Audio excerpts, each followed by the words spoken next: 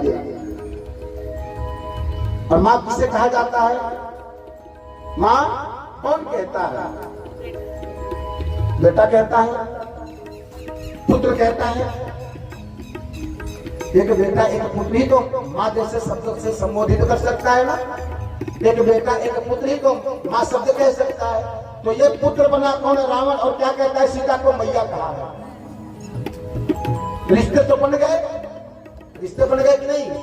और जब रिश्ते बन गए पुत्र और माँ का, तो आप कल्पना करो कि क्या एक पुत्र अपनी माँ का हरण कर सकता है?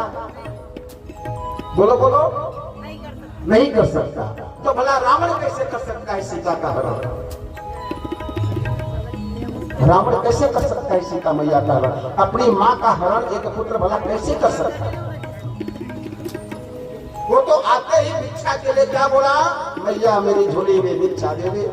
तू मैया है, तू जगत जननी है, तू भूदेवी है, तू आदि शक्ति है, तू लक्ष्मी स्वरूपा है। हे माँ, मैं कई दिनों से भूखा हूँ, प्यासा हूँ, इस बाबा की झोली में भिक्षा डाल दो मैया। बार बार मैया कहता। और एक माँ का हरण अपहरण एक पुत्र भला कैसे कर सकता? नहीं कर सकता। फिर जो दिखाया गया टीवी में ये क्या है?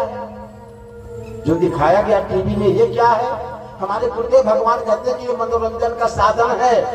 ये मनोरंजन को बनाने के लिए, इसको भव्यता को दर्शाने के लिए ऐसा टीवी सीरियल में दिखाया गया है। वो नाटक है। आवश्यक नहीं जो दिखाया गया वही परम सत्य है। रावण जानता है कि है कौन? मैं अगर इसको हाथ लगाऊंगा तो मैं स्वयं जल करके भस्म हो जाऊंगा। ये आदि शक्ति स्वरूपा स्वयं जगदम्बिका है, लक्ष्मी स्वरूपा है। एक पापी भला एक प्रतिपदा नारी का हाथ कैसे स्पर्श कर सकता है? कैसे छू सकता है उसको? जानता कि मैं जल करके भस्म हो जाऊंगा। तो सीता को हाथ नहीं लगाया है। रावण जानता है कि मैं निशाचर, हाथ भी अगर लगाया ना बोले पूर्वक में मैं जल जाऊंगा, इसकी शक्ति से भस्म हो जाऊंगा। और नल कुबर का श्राप भी है क्या? कि रावण अगर तू किसी भी पराई स्त्री को लंका में लेकर के आएगा तो तेरे शीश के टुकड़े टुकड़े हो जाएंगे। रावण को श्राप भी लगा है नल कुबल का। जी